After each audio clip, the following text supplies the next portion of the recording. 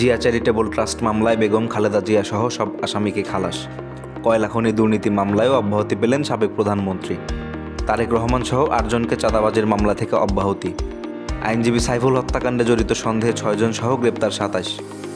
আইনজীবী সাইফুলের জানাজা সম্পন্ন, জনসমুদ্র চট্টগ্রাম। ইসকন ইস্যুতে আগামীকালের মধ্যে সরকারের পদক্ষেপ জানতে চায় হাইকোর্ট। সন্ধ্যায় প্রধান উপদেষ্টার সঙ্গে দেখা করবেন মির্জা ফখরুল। স্ত্রী হত্যা মামলায় সাবেক এসপি বাবুল আক্তারের জামিন। 10 লাখ পোশাক শ্রমিক টিসিবির পণ্য পাবে বললেন অর্থ উপদেষ্টা। ভয়েস অব আমেরিকার জরিপ, দেশে মত প্রকাশ ও সংবাদ মাধ্যমের স্বাধীনতা বেড়েছে। বিশ্বের সবচেয়ে বয়স্ক পুরুষ 112 বছর বয়সে মারা গেলেন। দৈনিক বার্তা, স্বাধীনতার পক্ষের দই।